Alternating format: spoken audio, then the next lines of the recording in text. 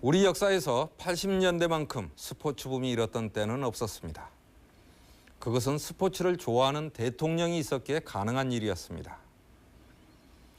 전두환, 그는 어느 분야보다 스포츠에 각별한 관심과 애정을 쏟았고 덕분에 스포츠계에선 지금도 그를 한국을 스포츠 강국으로 만드는 데 크게 공헌했다고 평가합니다.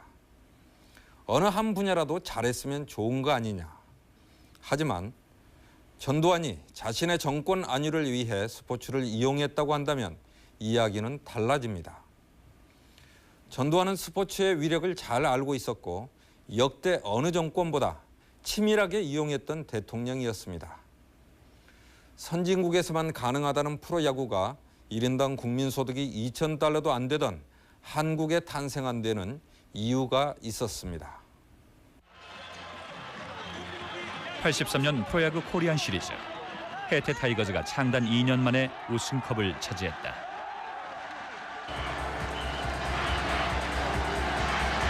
축포가 터지고 관중들의 함성이 터지던 그 순간 서울운동장 위로 노래의 한 곡이 울려 퍼졌다.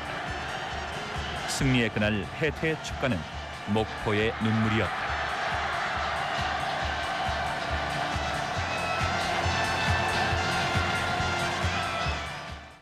그게 나오니까 전 서울운동장에 목포의 눈물을 부르면서 다 울더라고요. 근데 전 모르겠어요. 난 왜 그날 그 반주로 그 목포의 눈물이 우승하는 순간에 나왔는지. 촉포가 터지면서 타격 코치하고 둘이 일본인들이 와 있었는데 나랑 같이 야구를 보다가 막 내 손 꽂고 하더라고요. 그러더니 막 사람들이 울고 있으니까 왜 우냐 저 사람들이. 이렇게 우승했는데 왜 우냐. 저 노래가 무슨 노래냐.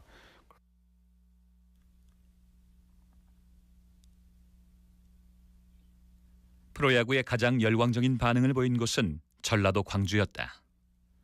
프로 통산 9번 우승이라는 금자탑을 세웠던 해태. 그러나 창단 초만 해도 선수 부족으로 최약체로 분류되던 팀이었다. 원벌의 제2구 찼습니다. 중견수 쪽에 안타냐. 그러나 2루수 잡았다 놓쳤다. 출범 당시 해태가 보유했던 선수는 다른 팀의 절반에 불과한 14명. 그중에서도 9명은 광주 출신이 아니었다. 2루수 땅볼 2루수 잡다. 그저 뒤쪽으로. 어떻게 보면 뭐 그때 당시 출범 당시에는 밥이었죠. 뭐 어떻게 보면 다른 팀의 밥이었지.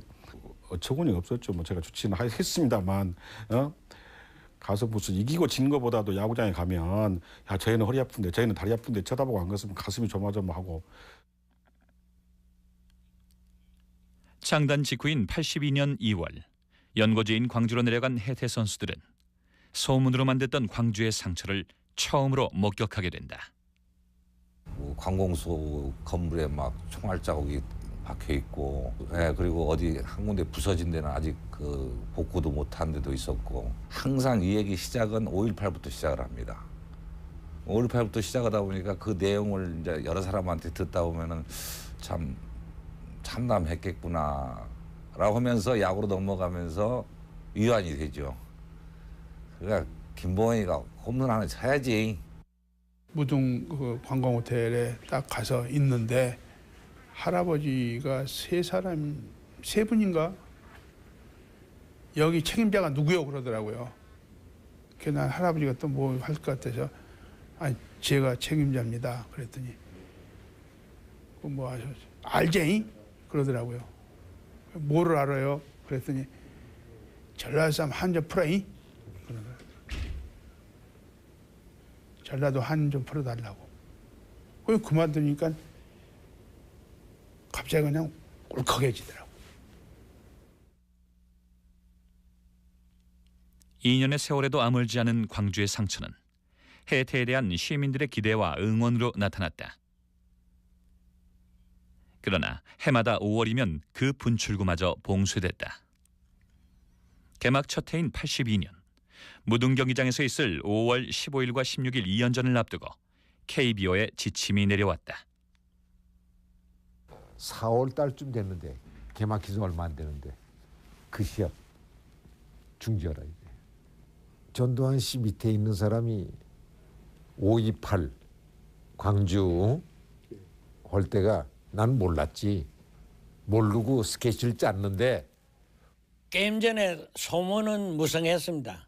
지금 소복을 입은 약 3,000명 가량의 여인들이 소복을 입고 야구장으로 지금 시위하러 온다. 이런 막 소문이 퍼지고 이래서 뭐 그야말로 운동장은 그 뭡니까 기동 경찰들이 꽉 차고 이랬어요. 그래도 합시다.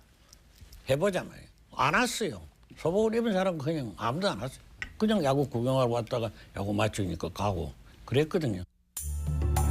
아직 충격과 공포가 도시를 지배하던 그해 삼엄한 경비 속에서 경기는 소요없이 막을 내렸다. 그러나 5.18 전후로 광주에서는 두 번 다시 프로야구 경기가 열릴 수 없게 됐다. 몸이 맞는 볼로 출루했던 김동현 원스트라이크에 2구 찼습니다. 중기수 뒤로 이동하고 있습니다. 중기수 넘어가느냐 그대로 홈런 2점짜리 홈런 김동현. 창단 첫해 4위에 머물렀던 해태는 이듬해부터 연승 가도를 달리기 시작한다.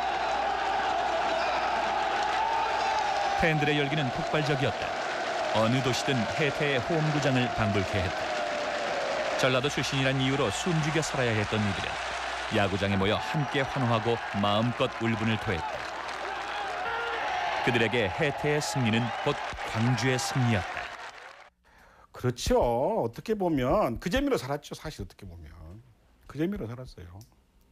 뭐 신문에 어느 선수가 잘하면 그래 너 보는 맛으로 세상을 산다 이런 타이틀이 나올 정도였으니까 에? 너 잘하는 모습 그거 보는 맛으로 세상을 산다. 오직히 그 세상이 답답하고 그 선수들 운동하고 나오면은 서로 데리고 가려고 그래요. 그래서 저녁 사주려고. 그다음에 타이거스 선수들하고 같이 가서 이 점심을 먹거나 그러잖아요. 그러면 공짜예요. 나도 공짜를 몇 번 얻어 먹었어. 돈 얘기는 하지 말고 너희들이 이기는 걸로 난 대신하겠다. 우승해라. 그 정도예요. 아주.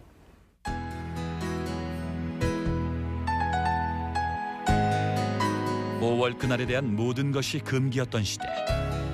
가난한 야구단 해태는 그들의 한을 달래준 위안이었고 야구장은 그들의 서름을 분출할 수 있는 유일한 공간이었다.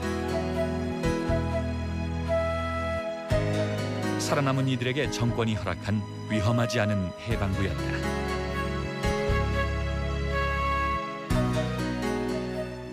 효과는 봤죠. 효과는 분명히 봤죠.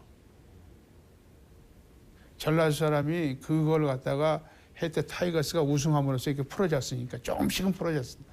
난 조금 풀어졌다고 보거든요. 나는.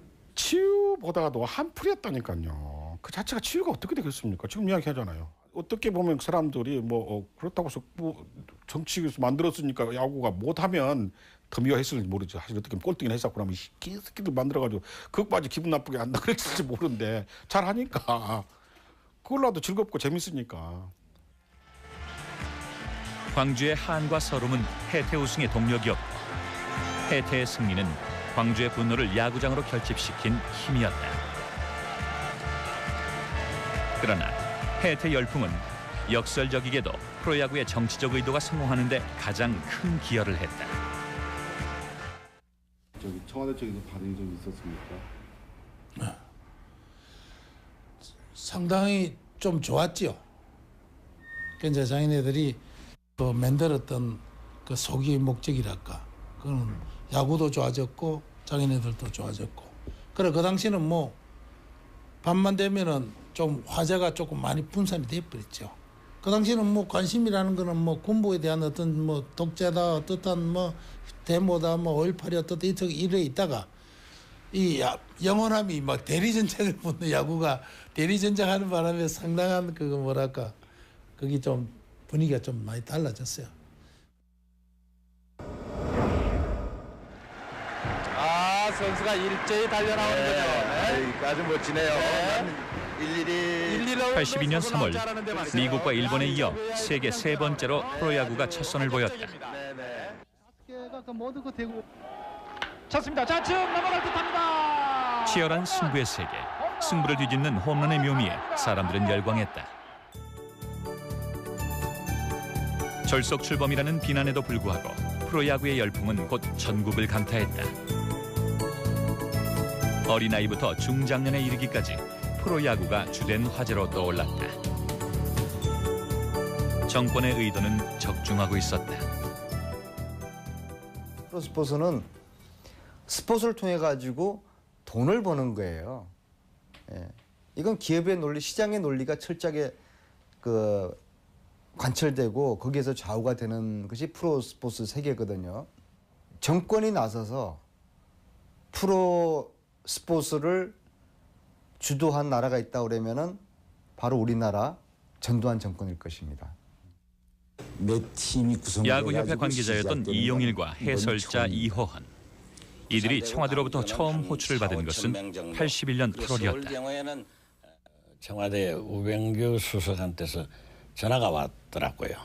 그래서 받아보니까 한국의 프로야구를 좀 하려고 생각을 하고 있는데 진행이 잘 안 되는데 자네가 그 야구를 많이 알고 있으니까 좀 도움이 됐으면 싶다. 들어와서 좀 담당자를 만나달라. 그래서 그 이상주 수석이라고 그분이 그 교육문화 담당을 하고 있었어요. 그래서 이제 뛰어 들어갔죠. 서울대 사대교수에서 청와대 수석비서관으로 발탁됐던 이상주. 프로야구는 그의 아이디어였다. 그거 아니에요. 나는 정직하게 이야기 절대 내가 왜냐면은 그래서 어떤 사람들은 광주 사태에 대한 광주 민주화 운동에 대한 국민의 그 나쁜 그걸 없애기 위해서 마음속에 탈정치화시키기 위해서 그걸 했다. 그래서 50 정부에서는 3S 섹스, 스크린, 스포츠 이거 한다 이런 말이 퍼져 있어 많이 그 후에 나왔어요. 그러나 탈정치화 국민들의 관심을 정치에서 돌리게 한다 이런 뜻은 아니었어요. 나는 국민들이 그 무슨 국회의원은 누가 되느냐 장관은 누가 되느냐 해서 그 정치적인 관심이 굉장히 많았어요. 그래서 일종의 그 정치적인 관심이 과잉됐다고 볼 수도 있고 그래서 나는 그러면 스포츠 같은 이런 것을 프로화하면은 앞으로 국민들의 화제도 좀 건실해지고 또 우리나라 문화도 좀 훨씬 더 건전하게 바뀔 것이 아니냐 이런 생각을 한 거예요.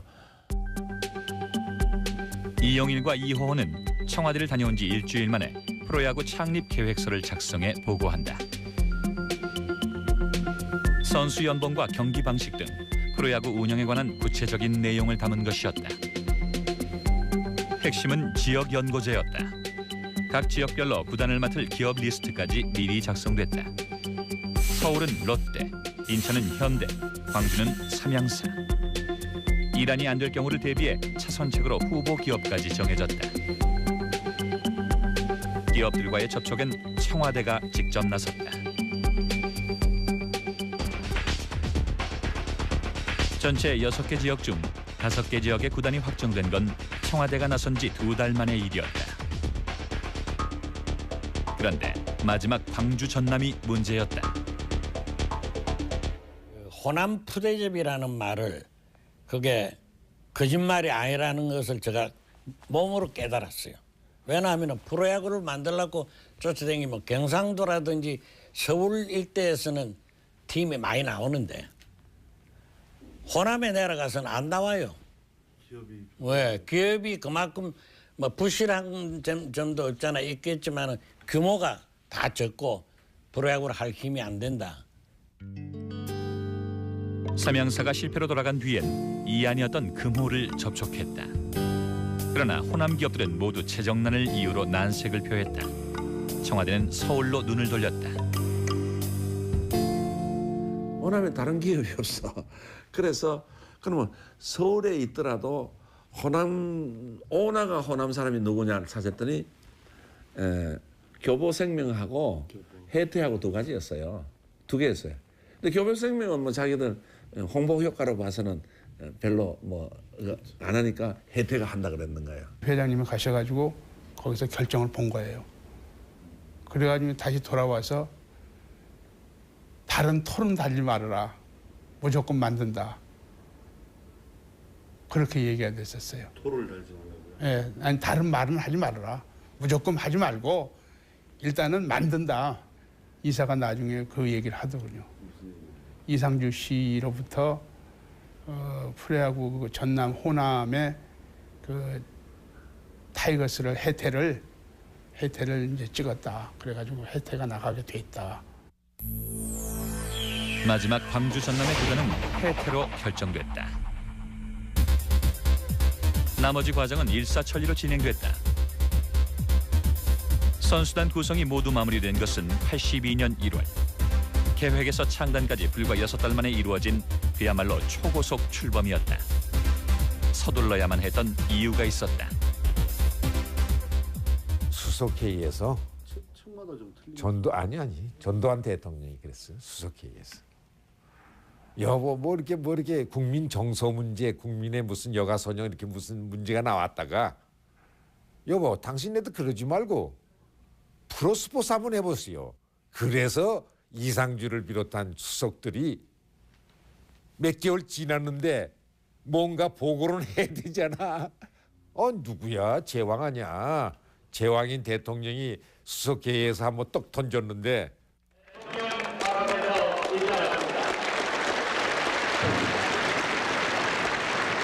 개발도상국 한국이 선진국과 나란히 프로야구 시대를 열던 날, 역사적인 개막전 시구의 주인공은 전두환이었다. 여러분께서는 뜨거운 박수로 한국 프로야구의 앞날을 축복해 주시기 바랍니다. 대통령의 강력한 의지에 따라 청와대가 주도해 탄생시킨 프로야구.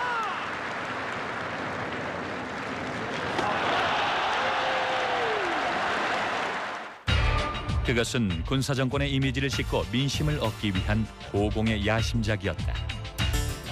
이후 대대적인 스포츠 붐을 주도하며 성공한 프로야구는 전두환에게 새로운 칭호를 안겨준다. 스포츠 대통령 전두환.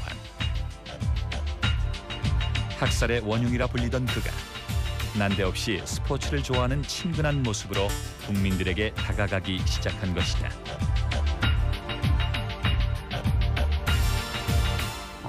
전두환 씨가 드디어 국민들의 정치적인 관심을 스포츠로 돌리고 있구나 하는 것을 제가 제일 먼저 안 거죠.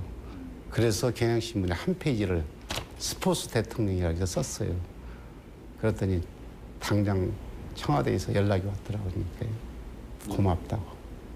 고맙다고요? 예. 프로야구는 전두환 정권에 일석이조의 효과를 안겨주었습니다.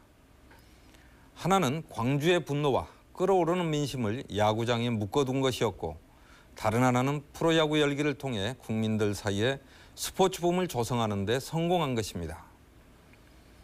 정권에겐 단시간 내에 일어날 스포츠 붐이 절실하게 필요했습니다. 전두환 정권의 최고 걸작, 올림픽을 유치했기 때문입니다. 스포츠 공화국의 시작을 알렸던 81년 9월 바덴바덴의 낭보. 그것은 기적이 아니었습니다. reviendra à la ville de Séoul. 한밤중에 날아온 뜻밖의 낭보였다. 유력시되던 아시아의 경제대국 일본을 꺾어 개발도상국이자 분단국인 한국이 88 올림픽의 개최지가 된 것이다. 불과 며칠 전만 해도 불가능해 보였던 일이었다.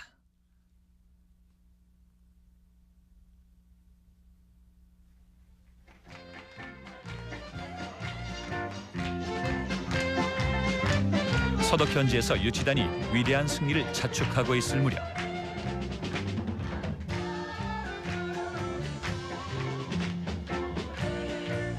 정작 소식을 접한 국내 분위기는 딴판이었다.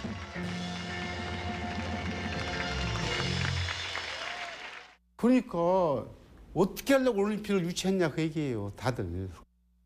천문학적인 숫자를 어떻게 감당하려고 그랬냐. 근데 나중에 올림픽 유치한 것을 이렇게 전두환 대통령의 통치 철학으로 해서 이루어졌다는 것을 나중에서 사람들이 안 거예요.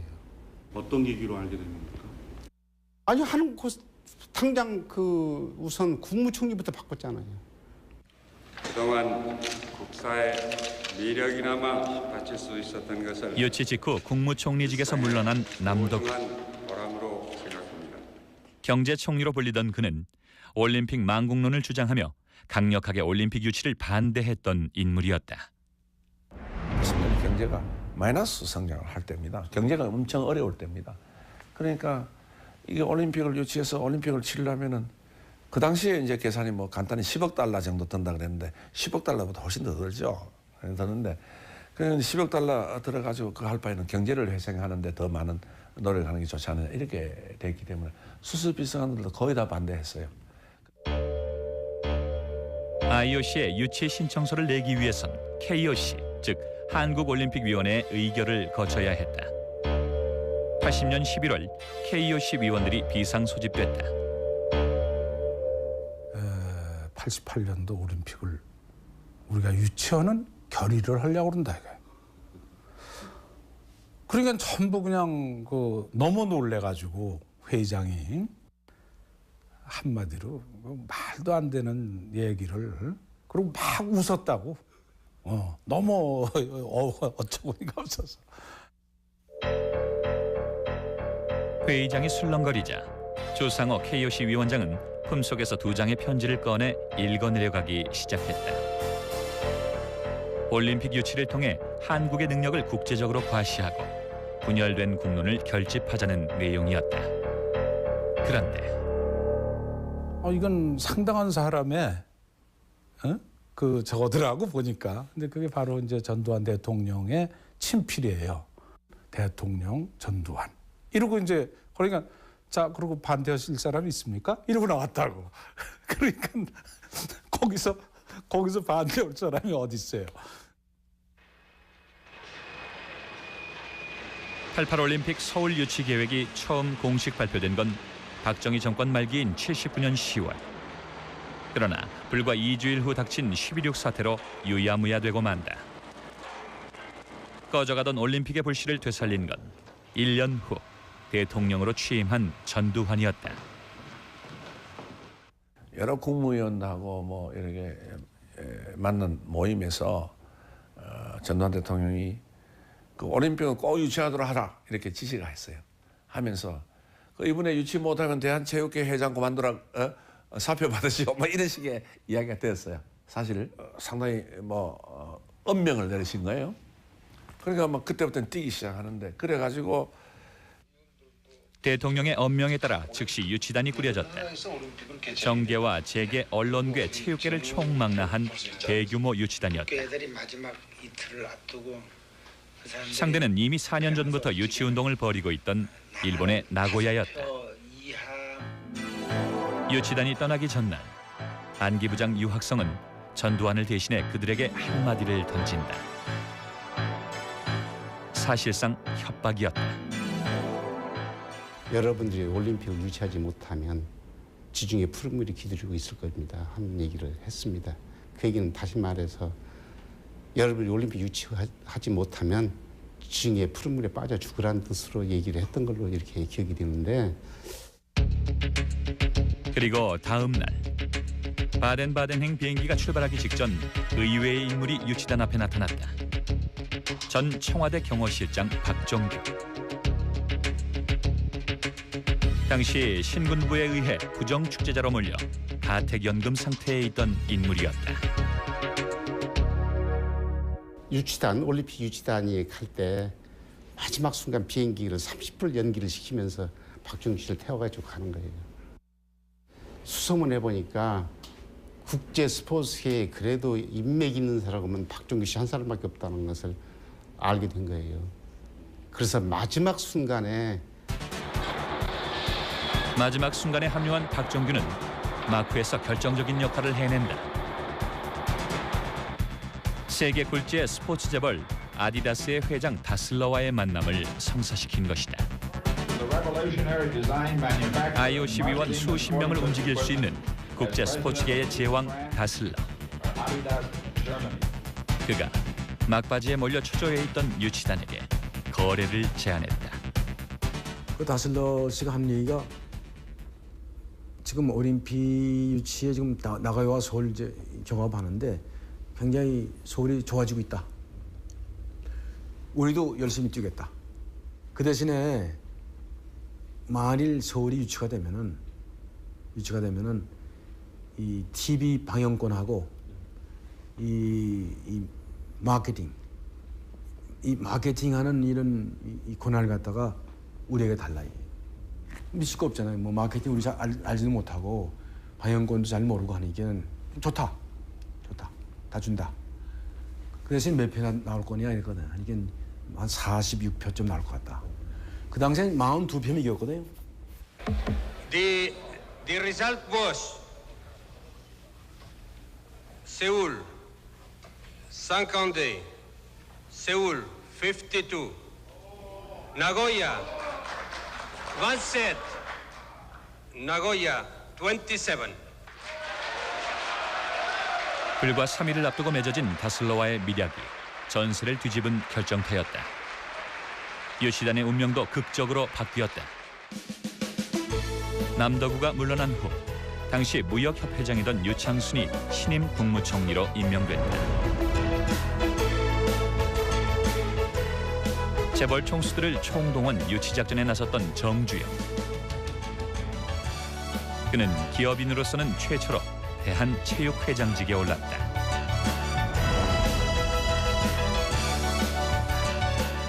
올림픽 유치의 1등 공신 박종규. 그는 부정축제자라는 오명을 벗고 국가원수가 추천하는 IOC 위원으로 화려하게 재기했다.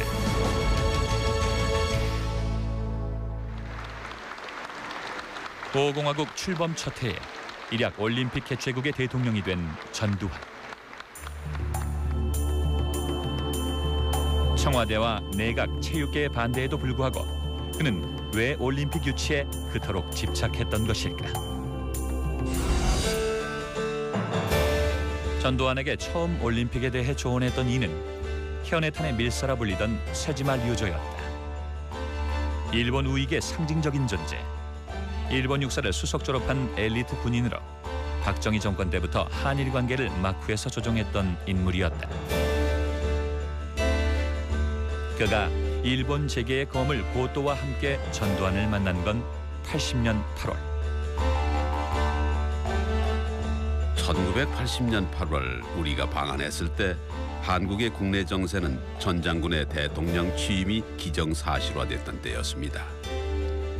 전 장군은 국민들을 적극적으로 결집할 수 있는 아이디어를 구했고 우리는 올림픽이나 만국 박람회의 개최를 권했습니다. 전 장군도 그 아이디어에 공감하는 듯한 분위기였습니다.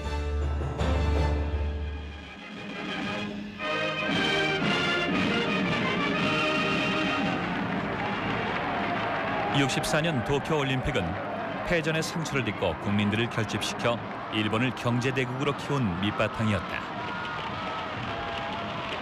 단기간에 국민의 관심과 지지를 모으고 국가의 위상을 높일 수 있는 올림픽. 전두환에겐 획기적인 돌파구였다.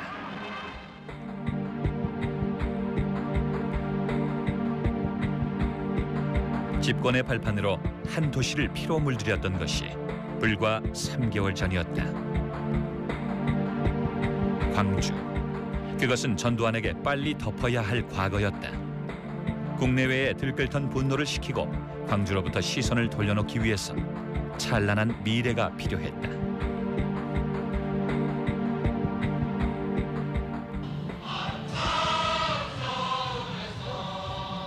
88 올림픽 유치 성공. 그것은 전두환에게 극적인 반전의 기회였다.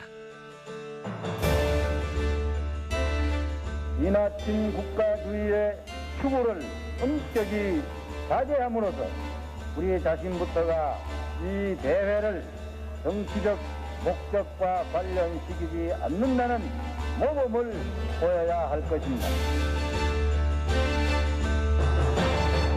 올림픽을 정치적으로 이용하지 않겠다. 이 말은 올림픽 유치에 성공한 지 불과 열흘 후에 전두환이 했던 이야기입니다. 그건 역으로 그가 올림픽과 정치의 관계를 정확하게 알고 있었다는 것을 의미합니다. 정치적으로 이용하지 않겠다고 공언했던 올림픽. 하지만 올림픽은 5공화국 통치 전략의 핵심이 됩니다. 올림픽 유치에 성공한 후 이듬해부터 세상이 달라졌다. 자유와 개방의 바람이 불어닥쳤다. 오랜 족쇄에서 풀려난 사람들은 거리로 쏟아져 나왔다. 술집들이 호황을 맞았다. 12시 통금 시간에 쫓기려면 뭐 11시쯤 되면 막 서둘러서 그 술판을 걷어야 했었는데 12시까지 있으면서 좀 냉소와 자조를 흘린 적이 있습니다. 그래도 전두환이 이 피곤한 민중들에게 해주는 일이 하나는 있구나. 우리가 밤새워서 술 먹을 수 있게는 됐구나 하고. 호프집이란 이름의 술집이 등장하고 룸살롱과 스탠드바 등 신종 향락업소들이 폭발적으로 늘어나기 시작했다. 유흥가들이 속속 들어서면서 도시의 밤은 갈수록 화려해져 갔다. 제가 그 교도소에 나와가지고 딱 나오니까 놀래본 것은 시민들이 이상하게 보인 거예요. 아니 엊그저께까지 이렇게 암흑시대에 있는데 어떻게 사람이 이렇게 활동하냐고 말이에요. 내 눈에 이거 이상한 거예요. 아, 이 사람이 이상하다. 통금 해제 한 달 후 시미아 영화관이 문을 열었다. 자정이 넘은 시간까지 성인 영화를 상영했고 밤마다 영화관 앞엔 사람들이 길게 줄을 섰다. 첫 상영작이었던 내마부인은 31만 명의 관객을 동원해 그해 한국 영화 흥행 1위에 올랐다. 에마부인 기점으로 완화가 됐어요. 저는 그렇게 기억이 나거든요. 상당히 파격적이란 말을 썼어요 그때. 그 후로 많이 완화됐죠. 그래서 그 후로 보물듯이 그냥 에로티즘 영화가 막 엄청나게 나왔어요. 파격적인 검열의 완화는 스크린의 판도를 바꿔놓았다. 82년 개봉된 한국 영화 중 무려 60%가 에로 영화라 불리던 성인 영화였다. 그러나 표현의 자유가 모든 영화에 허락되지는 않았다. 정치적인 검열은 여전했다. 제가 조 감독했던 그 나그네는 계속 않는다 같은 경우에 이보이가 그 물지개에 지고 이렇게 봉천동 공에 이렇게 걸어가는 게 있거든요. 그 옆에 연탄재가 이렇게 있어요. 그 연탄재 때문에 잘리고 그랬다. 연탄재 왜 보이네. 그냥 뭔가 지저분하고 더럽고 가난하고 뭔가 이렇게 그 혐오감을 주고 이런 건 다 잘렸다. 그러니까 연탄재가 길거리에 나와 있다고 잘리니까 어떻게 영화를 그렇게 했겠어요. 노래에도 뭐 사나운 뭐 공포 재미있는 게 공포의 외인 구단이잖아요 원체. 근데 허락을 안 해주는 거야. 공포라는 말을 쓸 수가 없다는 거야. 그런 넌센스 시절이 있어요. 공포의 외인 구단에 공포를 못 붙여서 할 수 없이 이장호의 외인 구단 그랬어요.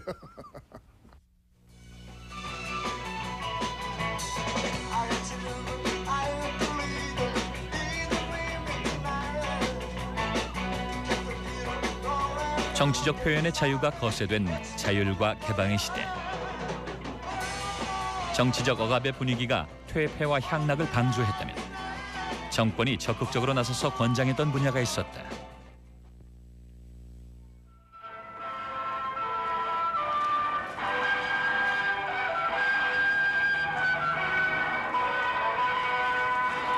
(83년) 국민체육진흥정책이란 이름으로 전국에 국민체조가 보급됐다. 학교와 직장에선 매일 똑같은 음악에 맞춰 똑같은 체조를 하는 진풍경이 벌어졌다. 각종 모임과 기업체들은 야유회 대신 운동회로 친목을 다졌다. 88 올림픽에 대비하려면 체육은 곧 생활이 돼야 한다는 게 정부의 방침이었다. 선진조국의 창조, 그것은 우리의 국민적 여망과 시대적 소명으로서 원인은 내 임기 중 신명을 바쳐 기필코 이를 실현하고야 말 것입니다. 선진조국의 창조, 전두환에게 그 길은 체육에 있었다. 82년 문교부 산하에 있던 체육국이 체육부로 승격해 독립했다. 체육 입국이란 목표는 상향 조정됐다. 체력이 국력이라는 현실 인식으로 스포츠 강국을 지향하며 마침내 체육을 통해 선진국을 이루자는 전대미문의 국가적 목표가 세워졌다. 그 결과 세계 체육계 사상 유례없는 일이 벌어진다.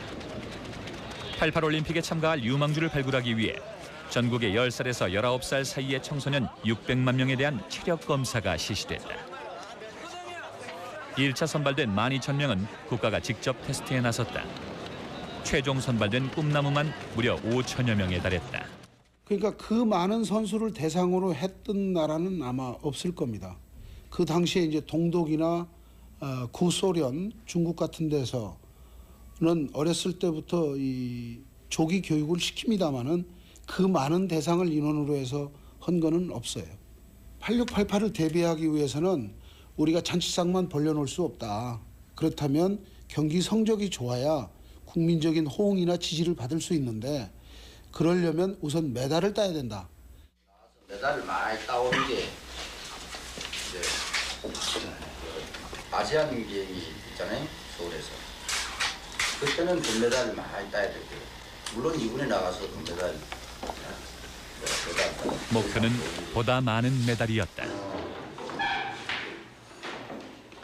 이를 위해 전두환은 체육계의 전폭적인 지원을 아끼지 않았다. 축구장 2면이 있습니다. 저기 2면이요? 네, 2면. 저거는 이제 대표팀 코치 감독의 급여를 올려줘야 된다. 그 당시에 중고등학교 선생이 35만 원 정도 받을 때 여기 대표팀 코치 감독이 얼마를 받았냐면 20만 원 받았어요. 차관급 대우를 해줘야 된다. 그래서 그 당시에 차관 월급이 72만 원이었어요.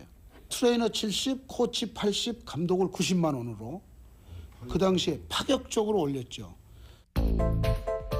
메달을 딴 선수들에게도 파격적인 혜택들이 보장됐다. 그러나 정부 예산만으로는 벅찬 일이었다. 체육계는 속속 재계 인사들로 채워졌다. 대한체육회 산하 33개 단체 중 25개 단체장이 재벌 총수로 교체됐다. 그들은 막대한 기부금으로 체육 입국을 지원했다. 내가 레슬링협회 회장이 네. 지금 삼성 이건희 회장이시죠? 그렇죠. 당시 돈 엄청 쓰셨죠? 우리 선수들한테는 상당히 좋았죠. 예. 지원이나 이런 게 당시에 이제 우리 선수들만 이렇게 훈련하는 것보다는 외국에 이제 그 레슬링 강국이라고 하는 구라파에 이렇게 훈련을 가서 하고 그랬었죠. 그 비용을 이제 다 대신 겁니까? 아무래도 그 비용이 많이 들어가죠. 예.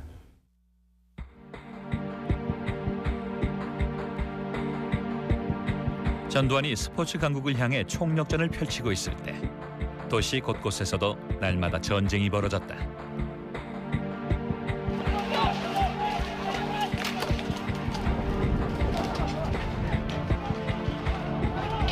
공권력도 모자라 이른바 철거 깡패라 불리는 용역들까지 동원됐다. 올림픽 개최 전까지 도시 미관을 정비해야 한다는 것이었다. 올림픽이라는 게 그 허울 좋은 그런 오히려 더 불행한 거였었거든요. 그냥 무자비하게 그 철거 용역 조폭들 막 공권력 해가지고 그냥 싹쓸이 철거를 하고 그러니까 우리는 그걸로 맞대응을 안 할래 안 할 수가 없었고 그러니까 빨갱이라는 거죠. 빨갱이들이니까 초치는 저런 걸 한다 이렇게 매도를 엄청나게 많이 했죠. 앞으로 적어도 서울시 정도 되면은 이제는 무허가 건물이 새로 생기는 일이 있어서는 안 된다.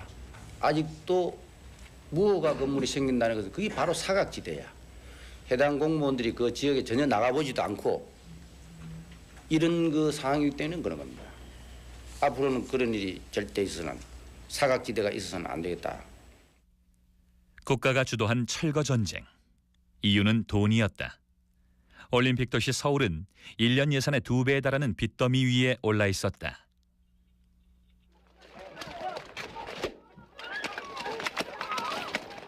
무리한 올림픽 유치의 후폭풍은 엉뚱한 곳으로 불어닥쳤다. 전두환의 막대한 정치 비용을 메우기 위해 무려 70여만 명의 빈민들이 거리로 내몰려야 했다. 수요이 엄청나지. 예를 들면 목동 같은 경우에 땅 한 평에 2,000원이면 사는 땅을, 그러니까 건설업체가 수용을 할 때는 2,000원에 수용하잖아요.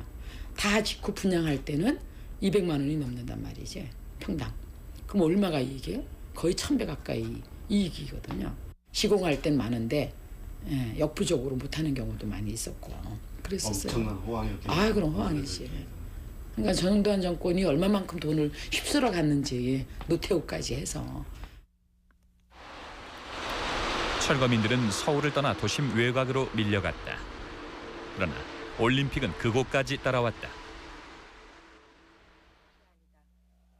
고속도로 변이라 좀 시끄럽다고 흠을 잡긴 했어도 그게 큰 문제가 되리라곤 아무도 몰랐다. 가건물이라며 철거하기 위해 동원된 것이었다. 그러나 그들은 막무가내였다. 다만 적법한 절차를 밟아 다시 지으란 말뿐이었다. 비바람을 막기 위해 만든 천막마저 시청에 의해 철거됐다. 올림픽 때 고속도로로 성화가 지나간다는 것이 이유였다.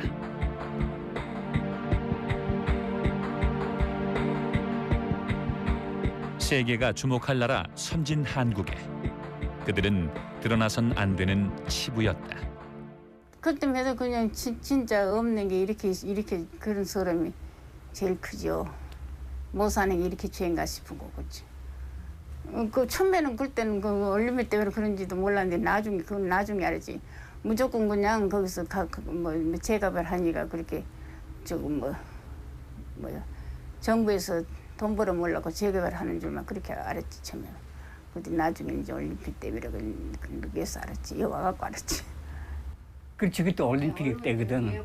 예, 그러니까 이제 다 헐고 뭐 갈 데가 있어요? 그 식구가 여간 만에 뭐 어디 뭐 갈 데가 있죠. 그 식구 몇백 명이 갈 데가 있어. 그래가지고 합수된 이거 땅굴을 파가지고 안 보이게. 눈에 띄지 않기 위해선 어디론가 사라져야 했다.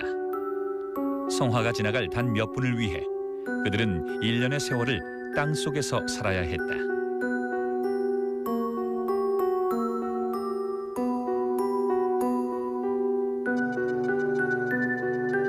결의의 영광을 드높이고 번영과 통일을 열어가는 도약대. 선진조국 창조를 향한 올림픽의 나라에서 그것은 아무도 관심을 두지 않던 사각지대였다. 스포츠계에서는 그를 스포츠 대통령이라고 불러왔습니다. 젊음이 격돌하는 스포츠 현장에 직접 나타나거나 값진 승리를 거둔 사람들에게 빠짐없이 격려 전문을 보내거나 직접 전화를 걸어 선전을 축하해주는 등 스포츠계를 이해하려는 남다른 노력이 체육계 사람들에겐 큰 감명을 주곤 했습니다. 글쎄, 근데 이제 그것이 표적이 너무 이제 잘해주는 것 같이 뭐 그러니까 껄떡하면 이제 선수촌에 와서 뭐 격려도 하고 그러냐. 그건 너무 그래도 필요가 없는 거란 말이야, 그게. 근데 이제 그러니까 이제 일반 우리 저 국민이 볼 때는 이거 뭐 스포츠를 편애하고 말이야. 그거를 앞세워 가지고 히틀러 같이 이제 이렇게 되는 거예요. 84 올림픽 때 이제 금메달이 쏟아져 나왔잖아. 6개가 나오니까 뭐 난리가 난 거지. 그러니까 메달을 향한 전두환의 집념은 마침내 화려한 결실을 거둔다.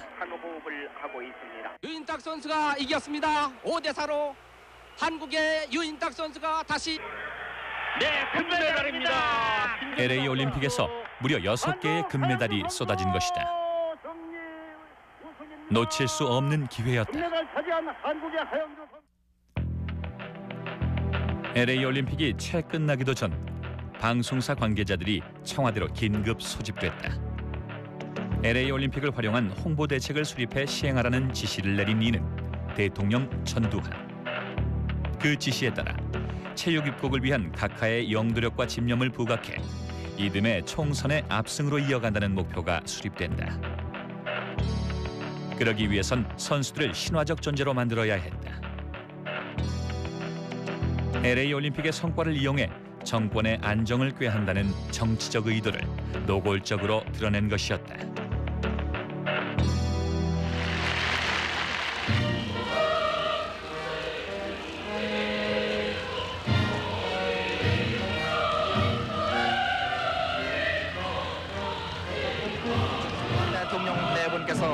메달리스트들에게 격려를 해주고 있는 네 분입니다. 우리의 이번 로스앤젤레스 올림픽에서 영광은 전두환 대통령의 집념을 가지고 강력하게 추진한 체육진흥 정책의 결실이라고 보네요. 그와 같은 체육 중시 정책은 88 올림픽 때까지 계속 강력하게 추진돼야 할 것입니다. KBS와 MBC가 3시간 동안 동시 생중계한 사상 최대의 축제. 주인공은 전두환이었다.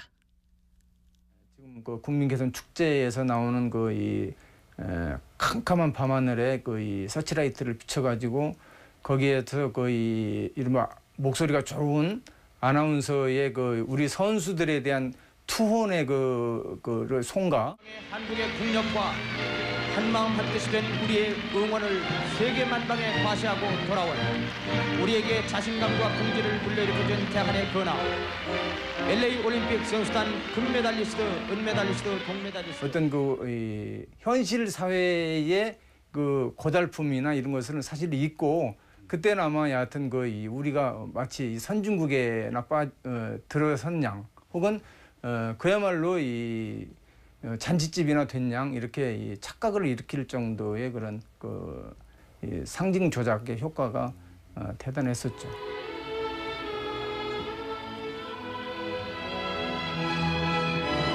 애국가와 태극기를 동원한 상징 조작. 그것은 선수들에 대한 환호와 열광을 정권에 대한 지지로 포장하는 효과적인 방법이었다. LA 올림픽의 성공은 정권 초기의 분위기를 일거에 바꿔놓은 대반전의 계기였다. 88 올림픽 유치에 비판적이던 이들까지 지지로 돌려놓았고, 절대 다수의 국민들에게 올림픽은 성공할 것이라는 확신을 심어준 것이다. 올림픽에 대한 국민의 관심과 지지는 집권 초 정권을 위태롭게 했던 정치적 사건들에도 불구하고 전두환이 정치적 안정을 이루는 발판이 된다.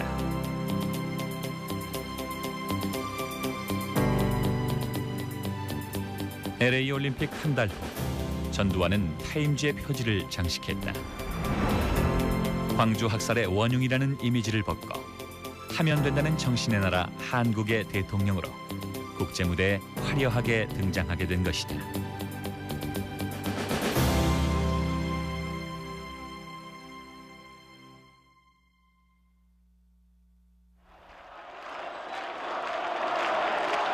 (87년 7월) 6월 항쟁에서 희생됐던 이한열 열사의 장례식이 거행됐다. 시청 앞에 이른 행렬은 일제히 태극기의 조기 개양을 외쳤다. 이한열을 추모하기 위해 태극기가 조기로 개양됐다. 그런데 바로 그 순간 태극기 옆에 있던 올림픽기가 바닥으로 끌어내려졌다. 그것은 순수해야 할 올림픽을 정치적으로 악용한 데 대한 국민의 정치적 심판이었다. 올림픽, 그것은 탁월한 선택이었습니다. 어쨌거나 올림픽 때문에 한국이 이만큼 발전한 거 아닌가, 이렇게 생각하시는 분들 많을 겁니다. 그래서 그때나 지금이나 올림픽을 비판한다는 건 쉬운 일이 아닙니다. 바로 그것이 올림픽을 통해 국민을 지배하고자 했고 84년을 정점으로 정권의 초기 안정화에 성공한 이유였을 것입니다.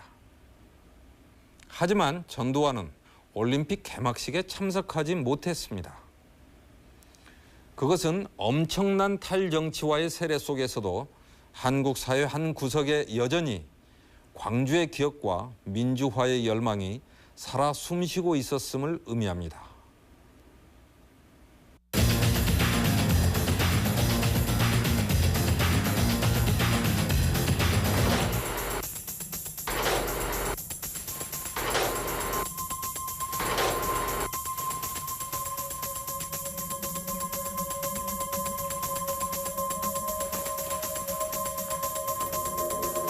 자네들 각오는 돼 있겠지?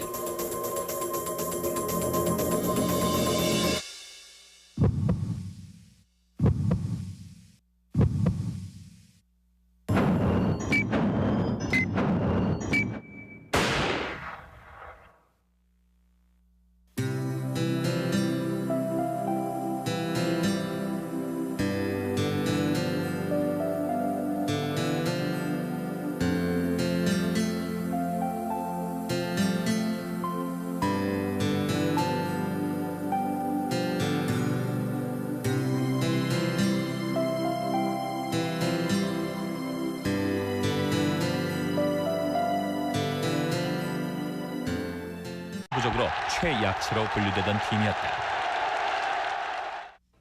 원볼의 제2구 찼습니다.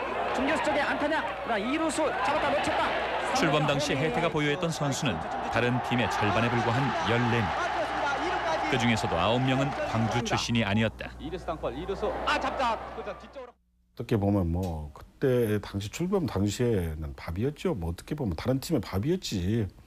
어처구니 없었죠. 뭐 제가 좋지는 했습니다만 가서 무슨 이기고 진 거보다도 야구장에 가면 야 저희는 허리 아픈데 저희는 다리 아픈데 쳐다보고 안 갔으면 가슴이 조마조마하고. 창단 직후인 82년 2월 연고지인 광주로 내려간 혜태 선수들은 소문으로만 듣던 광주의 상처를 처음으로 목격하게 된다. 관공서 건물에 막 총알 자국이 박혀 있고, 그리고 어디 한 군데 부서진 데는 아직 그 복구도 못한 데도 있었고, 항상 이 얘기 시작은 5.18부터 시작을 합니다. 5.18부터 시작하다 보니까 그 내용을 이제 여러 사람한테 듣다 보면은 참 참담했겠구나라고 하면서 야구로 넘어가면서 위안이 되죠. 그러니까 김봉희가 홈런 하나 쳐야지. 무등 그 관광 호텔에 딱 가서 있는데 할아버지가 세 분인가 여기 책임자가 누구요 그러더라고요. 그래서 난 할아버지가 또 뭐 할 것 같아서 아니 제가 책임자입니다. 그랬더니 뭐 하셨지? 알제이? 그러더라고요. 뭐를 알아요? 그랬더니 전라도 사람 한 점 풀어이? 그러더라고요. 전라도 한 좀 풀어달라고. 그만두니까 갑자기 그냥 울컥해지더라고. 2년의 세월에도 아물지 않은 광주의 상처는 혜태에 대한 시민들의 기대와 응원으로 나타났다. 그러나 해마다 5월이면 그 분출구마저 봉쇄됐다. 개막 첫 해인 82년 무등 경기장에서 있을 5월 15일과 16일 2연전을 앞두고 KBO에 지침이 내려왔다.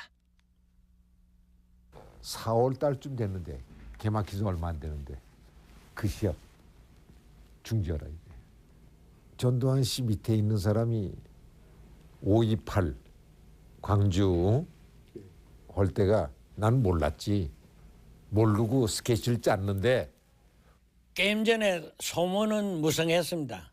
지금 소복을 입은 약 3,000명 가량의 여인들이 소복을 입고 야구장으로 지금 시위하러 온다. 이런 막 소문이 퍼지고 이렇게 전폭적인 지원을 아끼지 않았다. 축구장 두 면이 있어요. 저기 두 면이요? 네, 두 면. 저거는 이제 대표팀 코치 감독의 급여를 올려줘야 된다. 그 당시에 중고등학교 선생이 35만 원 정도 받을 때 여기 대표팀 코치 감독이 얼마를 받았냐면 20만 원 받았어요. 차관급 대우를 해줘야 된다. 그래서 그 당시에 차관 월급이 72만 원이었어요. 트레이너 70, 코치 80, 감독을 90만 원으로 그 당시에 파격적으로 올렸죠. 메달을 딴 선수들에게도 파격적인 혜택들이 보장됐다. 그러나 정부 예산만으로는 벅찬 일이었다. 체육계는 속속 재계 인사들로 채워졌다. 대한체육회 산하 33개 단체 중 25개 단체장이 재벌 총수로 교체됐다. 그들은 막대한 기부금으로 체육 입국을 지원했다. 내가 레슬링협회 회장이 네. 지금 삼성 이건희 회장이시죠? 그렇죠. 당시 돈 엄청 쓰셨죠? 우리 선수들한테는 상당히 좋았죠.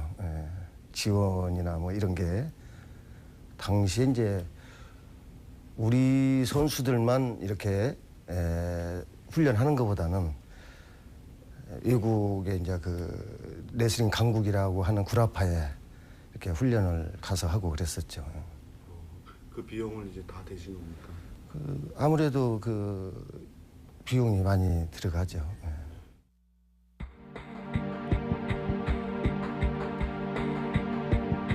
전두환이 스포츠 강국을 향해 총력전을 펼치고 있을 때 도시 곳곳에서도 날마다 전쟁이 벌어졌다.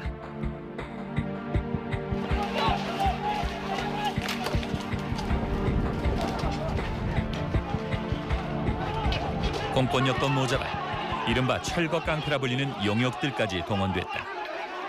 올림픽 개최 전까지 도시 미관을 정비해야 한다는 것이었다. 올림픽이라는 게 그 허울 좋은 그런 오히려 더 불행한 거였었거든요.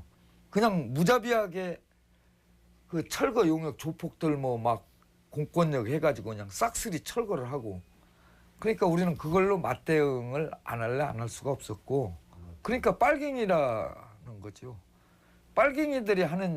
빨갱이들이니까 초치는 저런 걸 한다 뭐 이렇게 매도를 엄청나게 많이 했죠. 앞으로 적어도 서울시 정도 되면은 이제는 무허가 건물이 새로 생기는 일이 있어서는 안 됩니다. 아직도 무허가 건물이 2조의 효과를 안겨주었습니다. 하나는 광주의 분노와 끓어오르는 민심을 야구장에 묶어둔 것이었고, 다른 하나는 프로야구 열기를 통해 국민들 사이에 스포츠 붐을 조성하는 데 성공한 것입니다. 정권에겐 단시간 내에 일어날 스포츠 붐이 절실하게 필요했습니다. 전두환 정권의 최고 걸작, 올림픽을 유치했기 때문입니다. 스포츠 공화국의 시작을 알렸던 81년 9월 바덴바덴의 낭보. 그것은 기적이 아니었습니다. reviendra à la ville de Séoul. 한밤중에 날아온 뜻밖의 낭보였다.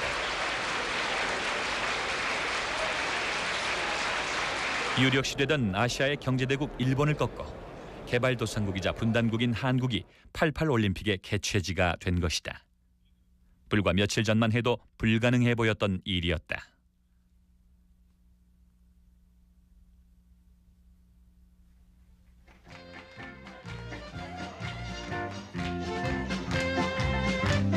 서독 현지에서 유치단이 위대한 승리를 자축하고 있을 무렵,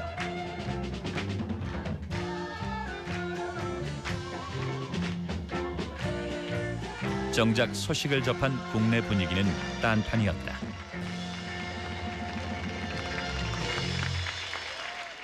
그러니까 어떻게 하려고 올림픽을 유치했냐 그 얘기예요, 다들.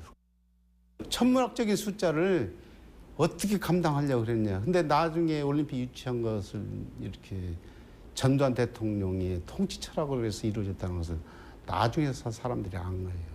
어떤 계기로 알게 된 겁니까? 아니, 당장 우선 국무총리부터 바꿨잖아요. 그동안 국사의 미력이나마 바칠 수 있었던 것을 유치 직후 국무총리직에서 물러난 남덕. 보람으로 생각합니다. 경제총리로 불리던 그는 올림픽 망국론을 주장하며 강력하게 올림픽 유치를 반대했던 인물이었다. 10년 경제가 마이너스 성장을 할 때입니다. 경제가 엄청 어려울 때입니다. 그러니까 이게 올림픽을 유치해서 올림픽을 치려면은 그 당시에 이제 계산이 뭐 간단히 10억 달러 정도 든다 그랬는데 10억 달러보다 훨씬 더 들죠. 드는데 그 10억 달러 들어가지고 그 할 바에는 경제를 회생하는데 더 많은 노력을 하는 게 좋지 않느냐 이렇게 됐기 때문에 수습비서관들도 거의 다 반대했어요. IOC의 유치 신청서를 내기 위해선 KOC, 즉 한국올림픽위원회의 의결을 거쳐야 했다. 80년 11월 KOC 위원들이 비상 소집됐다. 88년도 올림픽을 우리가 유치하는? 지금 소복을 입은 약 3,000명가량의 여인들이 소복을 입고 야구장으로 지금 시위하러 온다. 이런 막 소문이 퍼지고 이래서 뭐 그야말로 운동장은 그 뭡니까 기동경찰들이 꽉 차고 이랬어요. 그래도 합시다. 해보자 말이에요. 안 왔어요. 소복을 입은 사람은 그냥 아무도 안 왔어요. 그냥 야구 구경하러 왔다가 야구 맞추니까 가고 그랬거든요. 아직 충격과 공포가 도시를 지배하던 그해, 삼엄한 경비 속에서 경기는 소요없이 막을 내렸다. 그러나 5.18 전후로 광주에서는 두 번 다시 프로야구 경기가 열릴 수 없게 됐다. 몸이 맞는 볼로 출루했던 김동현 원스트라이크에 2구 쳤습니다. 중기석 뒤로 이동하고 있습니다. 중견수 넘어가느냐 그대로 홈런! 2점짜리 홈런 창단 첫해 4위에 머물렀던 혜태는 이듬해부터 연승가도를 달리기 시작한다. 팬들의 열기는 폭발적이었다. 어느 도시든 혜태의 홈구장을 방불케 했다. 전라도 출신이란 이유로 숨죽여 살아야 했던 이들은 야구장에 모여 함께 환호하고 마음껏 울분을 토했다. 그들에게 혜태의 승리는 곧 광주의 승리였다. 그렇죠. 어떻게 보면 그 재미로 살았죠. 사실 어떻게 보면 그 재미로 살았어요. 뭐 신문에 어느 선수가 잘하면 그래 너 보는 맛으로 세상을 산다 이런 타이틀이 나올 정도 있으니까 너 잘하는 모습 그거 보는 맛으로 세상을 산다. 오직히 그 세상이 답답하고 그 선수들 운동하고 나오면은 서로 데리고 가려고 그래요. 그래서 저녁 사주려고. 그다음에 타이거스 선수들하고 같이 가서 이 점심을 먹거나 그러잖아요. 그러면 공짜예요. 나도 공짜를 몇 번 얻어 먹었어. 돈 얘기는 하지 말고 너희들이 이기는 걸로 난 대신하겠다. 우승해라. 그 정도예요.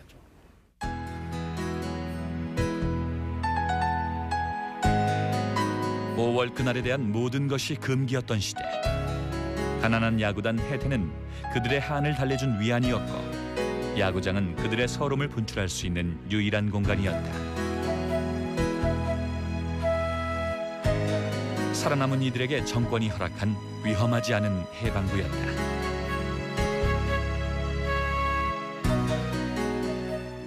효과는 봤죠. 효과는 분명히 봤죠. 전라도 사람이 그걸 갖다가 혜태 타이거스가 우승함으로써 이렇게 풀어졌으니까 조금씩은 풀어졌습니다. 난 조금 풀어졌다고 보거든요. 나는. 치유보다도 한풀이었다는 을 심어준 것이다. 올림픽에 대한 국민의 관심과 지지는 집권 초 정권을 위태롭게 했던 정치적 사건들에도 불구하고 전두환이 정치적 안정을 이루는 발판이 된다.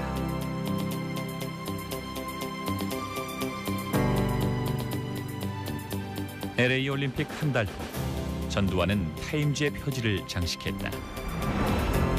광주 학살의 원흉이라는 이미지를 벗고 하면 된다는 정신의 나라 한국의 대통령으로 국제무대에 화려하게 등장하게 된 것이다.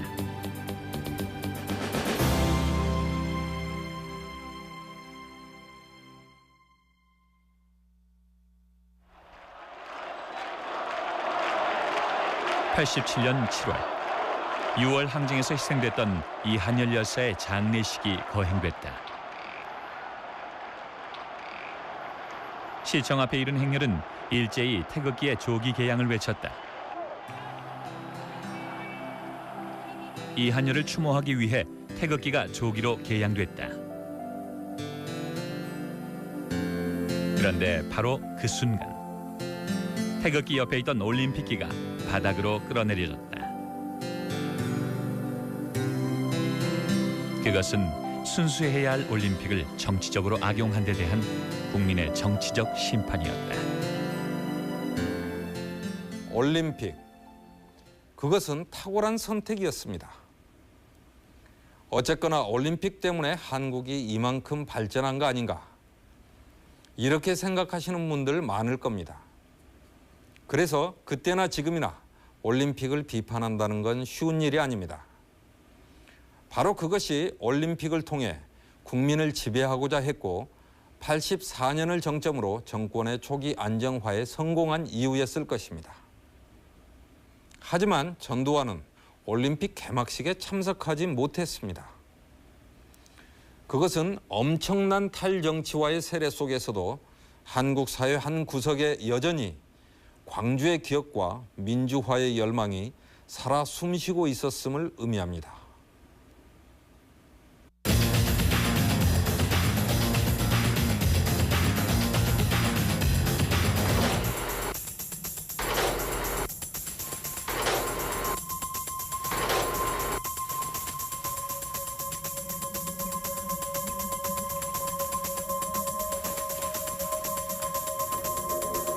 자네들 각오는 돼 있겠지?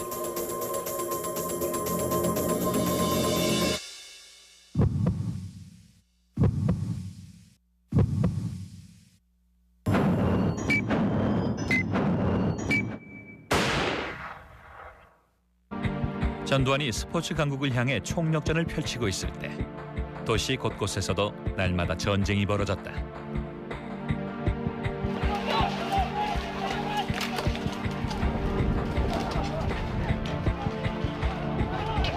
공권력도 모자라 이른바 철거 깡패라 불리는 용역들까지 동원됐다. 올림픽 개최 전까지 도시 미관을 정비해야 한다는 것이었다. 올림픽이라는 게 그 허울 좋은 그런 오히려 더 불행한 거였었거든요. 그냥 무자비하게 그 철거 용역 조폭들 뭐 막 공권력 해가지고 그냥 싹쓸이 철거를 하고, 그러니까 우리는 그걸로 맞대응을 안 할래 안 할 수가 없었고, 그러니까 빨갱이라는 거죠.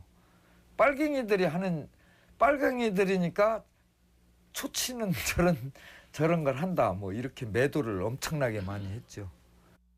앞으로 적어도 서울시 정도 되면은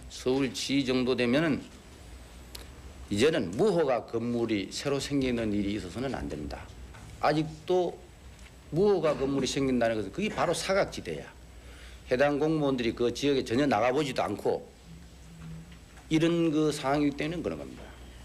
앞으로는 그런 일이 절대 있어서는, 사각지대가 있어서는 안 되겠다. 국가가 주도한 철거 전쟁. 이유는 돈이었다. 올림픽 도시 서울은 1년 예산의 2배에 달하는 빚더미 위에 올라 있었다.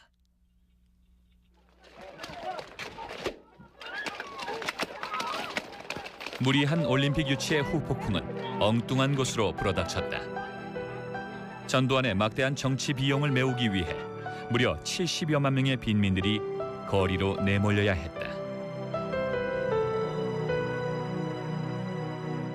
수요이 뭐 엄청나지. 예를 들면 목동 같은 경우에 땅 한 평에 2,000원이면 사는 땅을, 그러니까 건설업체가 수용을 할 때는 2,000원에 수용하잖아요. 다 짓고 분양할 때는 200만 원이 넘는단 말이지, 평당. 그럼 얼마가 이익이에요? 거의 1,000배 가까이 이익이거든요. 시공할 땐 많은데 역부족으로 못하는 경우도 많이 있었고 그랬었어요. 엄청난 호황이었겠죠. 아, 그럼 호황이지. 그러니까 전두환 정권이 얼마만큼 돈을 휩쓸어 갔는지 노태우까지 해서. 철거민들은 서울을 떠나 도심 외곽으로 밀려갔다. 그러나 올림픽은 그곳까지 따라왔다. 고속도로 변이라 좀 시끄럽다고 흠을 잡긴 했어도 그게 큰 문제가 되리라곤 아무도 몰랐다. 가건물이라며 철거하기 위해 동원된 것이었다. 외국에 이제 그 레슬링 강국이라고 하는 구라파에 이렇게 훈련을 가서 하고 그랬었죠. 그 비용을 이제 다 대신 겁니까? 아무래도 그 비용이 많이 들어가죠.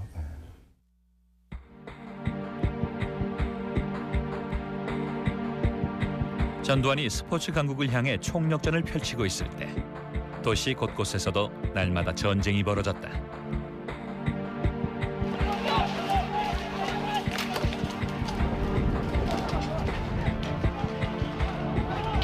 공권력도 모자라 이른바 철거 깡패라 불리는 용역들까지 동원됐다. 올림픽 개최 전까지 도시 미관을 정비해야 한다는 것이었다. 올림픽이라는 게 그 허울 좋은 그런 오히려 더 불행한 거였었거든요. 그냥 무자비하게 그 철거 용역 조폭들 뭐 막 공권력 해가지고 그냥 싹쓸이 철거를 하고, 그러니까 우리는 그걸로 맞대응을 안 할래 안 할 수가 없었고, 그러니까 빨갱이라는 거죠. 빨갱이들이니까 초치는 저런 걸 한다 뭐 이렇게 매도를 엄청나게 많이 했죠. 앞으로 적어도 서울시 정도 되면은 이제는 무허가 건물이 새로 생기는 일이 있어서는 안 됩니다. 아직도 무허가 건물이 생긴다는 것은 그게 바로 사각지대야. 해당 공무원들이 그 지역에 전혀 나가보지도 않고 이런 그 상황이기 때문에 그런 겁니다. 앞으로는 그런 일이 절대 있어서는, 사각지대가 있어서는 안 되겠다. 국가가 주도한 철거 전쟁. 이유는 돈이었다. 올림픽 도시 서울은 1년 예산의 2배에 달하는 빚더미 위에 올라 있었다.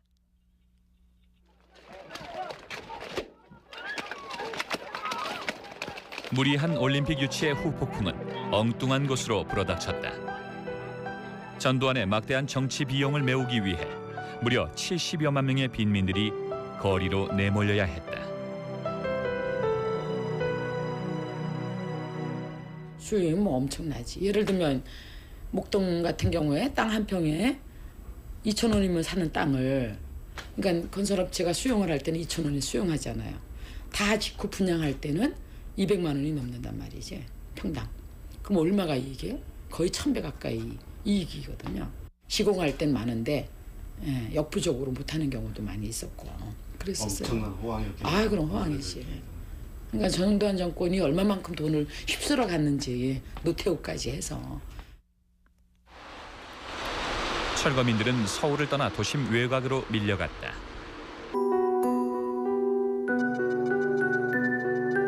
결의의 영광을 드높이고 번영과 통일을 열어가는 도약대.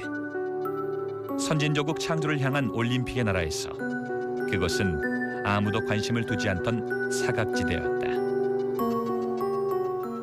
스포츠계에서는 그를 스포츠 대통령이라고 불러왔습니다. 젊음이 격돌하는 스포츠 현장에 직접 나타나거나 값진 승리를 거둔 사람들에게 빠짐없이 격려 전문을 보내거나 직접 전화를 걸어 선전을 축하해주는 등 스포츠계를 이해하려는 남다른 노력이 체육계 사람들에겐 큰 감명을 주곤 했습니다.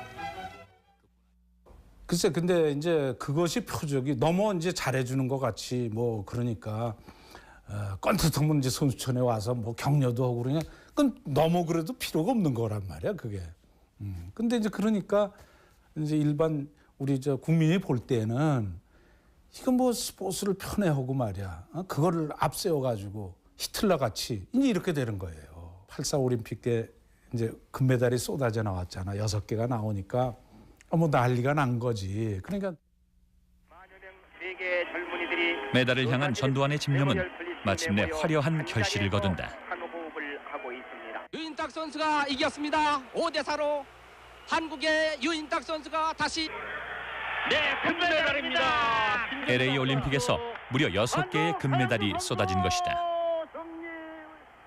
놓칠 수 없는 기회였다. LA 올림픽이 채 끝나기도 전 방송사 관계자들이 청와대로 긴급 소집됐다. LA 올림픽을 활용한 홍보 대책을 수립해 시행하라는 지시를 내린 이는 대통령 전두환. 그 지시에 따라 체육 입국을 위한 각하의 영도력과 집념을 부각해 이듬해 총선의 압승으로 이어간다는 목표가 수립된다.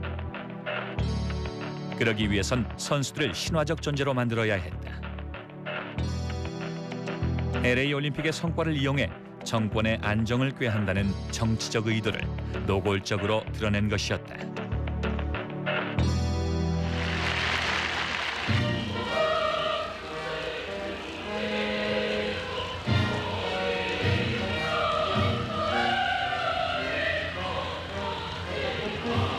대통령 네 분께서 직접 메달리스트들에게 격려를 해주고 있는 네 분입니다. 우리의 이번 로스앤젤레스 올림픽에서 영광한 전두환 대통령의 집념을 가지고 강력하게 추진한 체육진흥 정책의 결실이라고 보네요. 그와 같은 체육 중시 정책은 88 올림픽 때까지 계속 강력하게 추진돼야 할 것입니다. 우리 선수들은 KBS와 MBC가 3시간 동안 동시 생중계한 사상 최대의 축제. 주인이 썼어요. 그랬더니 당장 청와대에서 연락이 왔더라고요. 고맙다고. 고맙다고요? 예. 프로야구는 전두환 정권의 일석이조의 효과를 안겨주었습니다.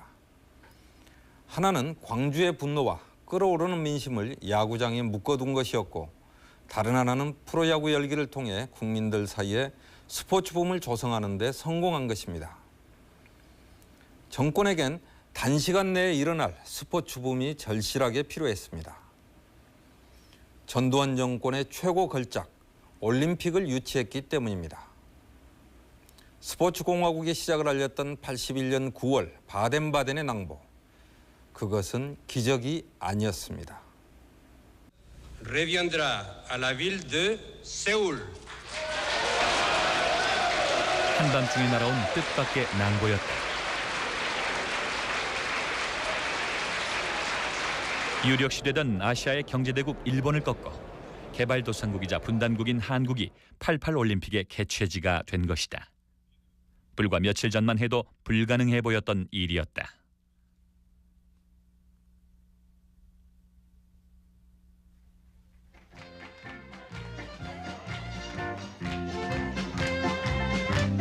서독 현지에서 유치단이 위대한 승리를 자축하고 있을 무렵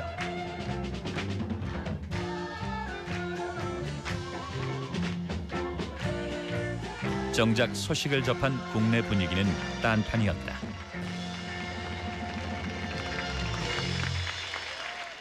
그러니까 어떻게 하려고 올림픽을 유치했냐 그 얘기예요. 다들. 천문학적인 숫자를 어떻게 감당하려고 그랬냐. 근데 나중에 올림픽 유치한 것을 이렇게 전두환 대통령의 통치 철학을 위해서 이루어졌다는 것을 나중에 사람들이 안 거예요. 어떤 계기로 알게 된 겁니까? 아니 하는 거 당장 그 우선 국무총리부터 바꿨잖아요. 그동안 국사의 미력이나마 바칠 수 있었던 것을 유치 직후 국무총리직에서 물러난 남덕. 보람으로 생각합니다. 경제총리로 불리던 그는 올림픽 망국론을 주장하며 강력하게 올림픽 유치를 반대했던 인물이었다. 10년의 경제가 마이너스 성장을 할 때입니다. 경제가 엄청 어려울 때입니다. 그러니까 이게 올림픽을 유치해서 올림픽을 치려면은 그 당시에 이제 계산이 뭐 간단히 10억 달러 정도 든다 그랬는데 10억 달러보다 훨씬 더 들죠. 드는데 그냥 10억 달러 들어가지고 그 할 바에는 경제를 회생하는데 더 많은 노력하는 게 좋지 않느냐 이렇게 됐기 때문에 수습비서관들도 거의 다 반대했어요. IOC의 유치 신청서를 내기 위해선 KOC 즉 88 올림픽 때까지 계속 강력하게 추진돼야 할 것입니다. KBS와 MBC가 3시간 동안 동시 생중계한 사상 최대의 축제. 주인공은 전두환이었다. 지금 그 국민개선 축제에서 나오는 그 이 캄캄한 밤하늘에 그 이 서치라이트를 비춰가지고 거기에서 그 이 이른바 목소리가 좋은 아나운서의 그 우리 선수들에 대한 투혼의 그를 송가. 한국의 국력과 한마음 한뜻이 된 우리의 응원을 세계 만방에 과시하고 돌아온 우리에게 자신감과 긍지를 불러일으켜준 대한의 근황. LA 올림픽 선수단 금메달리스트, 은메달리스트, 동메달리스트. 어떤 그 현실 사회의 그 고달픔이나 이런 것은 사실 있고 그때는 아마 여하튼 그 우리가 마치 선진국에 들어선 양 혹은 그야말로 이 잔치집이나 된 양 이렇게 이 착각을 일으킬 정도의 그런 그 상징 조작의 효과가 대단했었죠.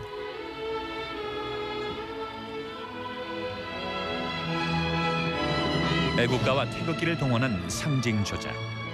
그것은 선수들에 대한 환호와 열광을 정권에 대한 지지로 포장하는 효과적인 방법이었다. LA 올림픽의 성공은 정권 초기의 분위기를 일거에 바꿔놓은 대반전의 계기였다. 88 올림픽 유치에 비판적이던 이들까지 지지로 돌려놓았고 절대 다수의 국민들에게 올림픽은 성공할 것이라는 확신을 심어준 것이다. 올림픽에 대한 국민의 관심과 지지는 집권 초 정권을 위태롭게 했던 정치적 사건들에도 불구하고 전두환이 정치적 안정을 이루는 발판이 된다.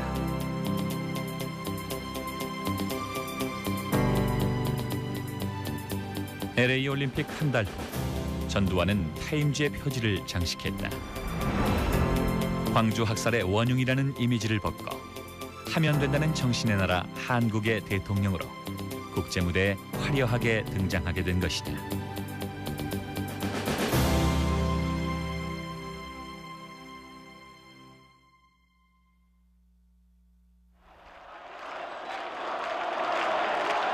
(87년 7월) 6월 항쟁에서 희생됐던 이한열 열사의 장례식이 거행됐다.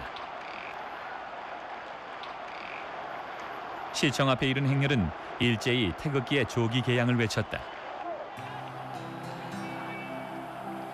이한열을 추모하기 위해 태극기가 조기로 개양됐다. 그런데 바로 그 순간 태극기 옆에 있던 올림픽기가 바닥으로 끌어내려졌다. 생활이 돼야 한다는 게 정부의 방침이었다. 선진조국의 창조, 그것은 우리의 국민적 영광과 시대적 소명으로서 본인은 내 임기 중 신명을 바쳐 기필코 이를 실현하고야 말 것입니다. 선진조국의 창조, 전두환에게 그 길은 체육에 있었다. 82년 문교부 산하에 있던 체육국이 체육부로 승격해 독립했다. 체육 입국이란 목표는 상향 조정됐다. 체력이 국력이라는 현실 인식으로 스포츠 강국을 지향하며 마침내 체육을 통해 선진국을 이루자는 전대미문의 국가적 목표가 세워졌다. 그 결과 세계 체육계 사상 유례없는 일이 벌어진다. 88 올림픽에 참가할 유망주를 발굴하기 위해 전국의 10살에서 19살 사이의 청소년 600만 명에 대한 체력 검사가 실시됐다. 1차 선발된 12,000명은 국가가 직접 테스트에 나섰다. 최종 선발된 꿈나무만 무려 5천여 명에 달했다. 그러니까 그 많은 선수를 대상으로 했던 나라는 아마 없을 겁니다. 그 당시에 이제 동독이나 구소련, 중국 같은 데서는 어렸을 때부터 이 조기 교육을 시킵니다마는 그 많은 대상을 인원으로 해서 한 거는 없어요. 8688을 대비하기 위해서는 우리가 잔치상만 벌려놓을 수 없다. 그렇다면 경기 성적이 좋아야 국민적인 호응이나 지지를 받을 수 있는데 그러려면 우선 메달을 따야 된다. 메달을 많이 따오는 게 이제 아시안 게임이 있잖아요, 서울에서. 그때는 금메달을 많이 따야 될 거예요. 물론 이번에 나가서 금메달. 목표는 보다 많은 메달이었다. 이를 위해 전두환은 체육계에 전폭적인 지원을 아끼지 않았다. 축구장 두 면이 있어요. 저기 두 면이요? 네, 두 면. 저거는 이제 대표팀 코치 감독의 급여를 올려줘야 된다. 그 당시에 중고등학교 선생이 35만 원 정도 받을 때 여기 대표팀 코치 감독이 얼마를 받았냐면 20만 원 받았어요. 차관급 대우를 해줘야 된다. 그래서 그 당시에 차관 월급이 72만 원이었어요. 트레이너 70, 코치 80, 감독을 90만 원으로 그 당시에 파격적으로 올렸죠. 메달을 딴 선수들에게도 파격적인 혜택들이 보장됐다. 그러나 정부 예산만으로는 벅찬 일이었다. 체육계는 속속